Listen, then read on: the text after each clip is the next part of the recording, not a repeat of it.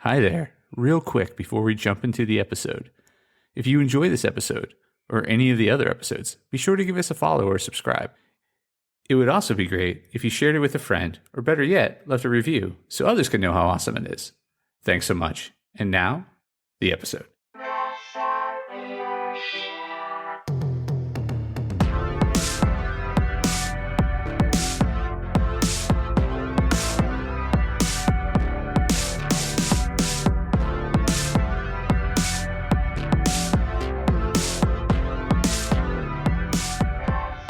Hey there, Press Starters, and welcome to the Press Start Leadership Podcast, the podcast about game-changing leadership, teaching you how to get the most out of your product and development team and become the leader you were meant to be. Leadership coaching and training for the international game industry professional. Now, let me introduce you to your host, the man, the myth, the legend, Christopher Mifsud. Hey there, Press Starters, and welcome to this week's edition of Press Start Leadership Podcast. This week, we're answering some questions. Hey, Chris, I've got a question. Well, I've got an answer.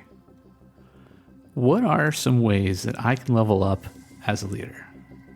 All right, I'm going to give you 3 simple tips on how to level up as a leader. First up, take online classes. There are lots of courses out there on just about everything from C++, to League of Legends, to yoga. So basically you can find just about anything you're looking for in an online class. There are classes just for about everything. So whatever you're looking for, from business to personal life, you should be able to find something. And that's a good way to level up as a leader.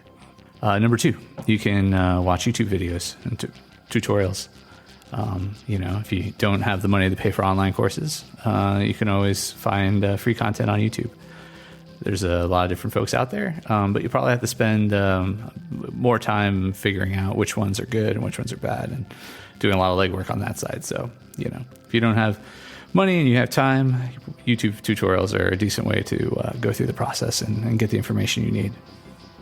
Number 3, find a mentor. Do you have a hero in business?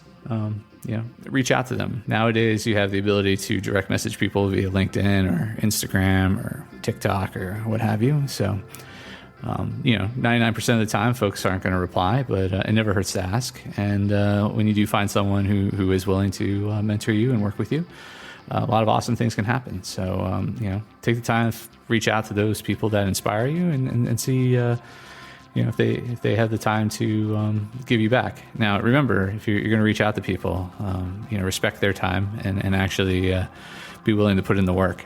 Don't just ask people because on a whim. Okay, next question. Why are one-on-ones important? Okay. In my opinion, one-on-one meetings are the most important thing a leader can do with their team, but they're often the most overlooked. And why does this happen? It's generally due to poor prioritization. It's common to put project deadlines above people, and in the short term, that may seem to make sense. In the long term, if you're not putting your people first, it's likely to land you and your company in hot lava, like in Mario. I can give you 3 reasons why one-on-ones are important. 1, analytics. When you're having one-on-one meetings with your team, you're gathering data.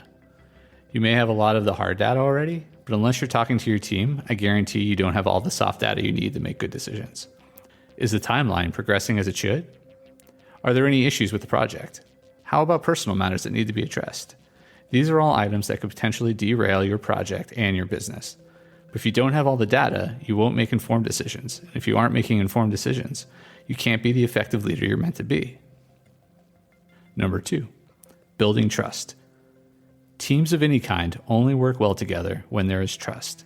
In order to thrive, your team needs to know they can trust each other, and they need to know that they can trust you to lead them. What's the best way to earn trust, you ask? Having regular conversations with your team members. If you showed them consistency, care, and dedication, they'll do the same for you and your company. When you build a rapport, they feel much more comfortable bringing up a problem than if that's the only contact they ever have with you, and you just might end up saving the day. Number 3, growth.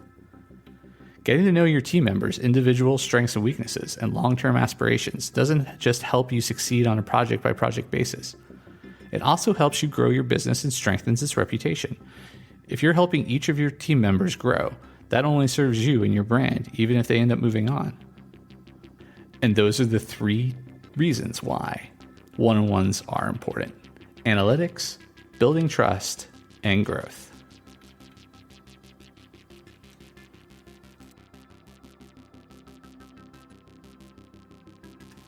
Next question. Do you have any tips for working abroad? Well, actually, I do. My work in the gaming industry has allowed me to live in 6 different countries: the United States, Canada, India, Malta, Poland, and the Netherlands. Possibly 7 if you count my extended vacation in Costa Rica due to the COVID travel restrictions earlier this year. During my career, I've learned quite a lot about moving and adapting to new places. And if you've always dreamed of being a world warrior yourself, I do have 5 tips on how to do it. Number 1, apply for the job. Sounds obvious, right? And it is. But it can also be daunting to apply for a job outside of the country. There are a lot of what ifs involved. So the best way to start sorting through them is by applying. Make your decisions later when you've actually been offered the job.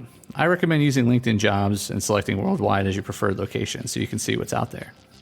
Being as open as possible will give you a lot more options than if you're just picking specific places. But if you know specific spots you want to be, go ahead and do it. 2, do your research. Learn absolutely everything you can about your country of interest. Do you know what the cost of living is?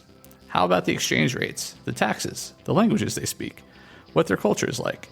You can adjust to anything, but it will be a lot easier if you know that you're moving to a region where they only speak French. 50% of your salary goes to taxes, and your take-home pay is significantly less than you thought it was going to be because you didn't double-check the exchange rate. Just saying, I know from experience. Number 3, make friends before you move. Moving to a new country can be really isolating. I highly suggest joining an expatriate group on Facebook or connecting with other folks via Internations or other organizations like that.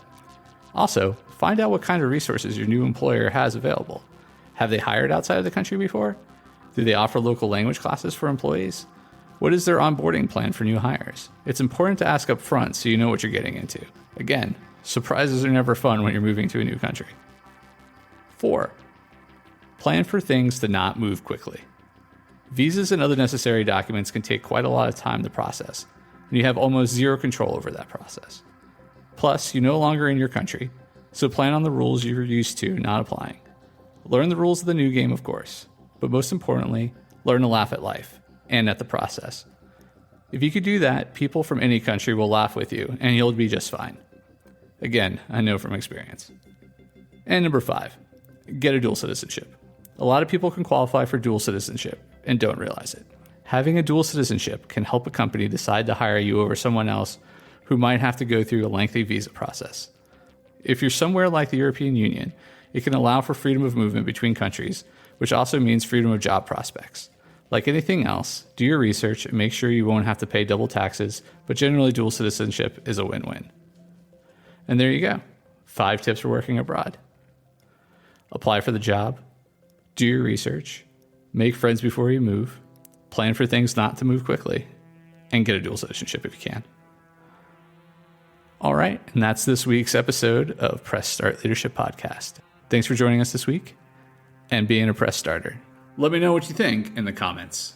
And remember, stay awesome. If you haven't downloaded my free ebook, 5 Heroic Leadership Skills, click on the link in the description. Tune in next week for your next episode of Press Start Leadership Podcast. Thank you.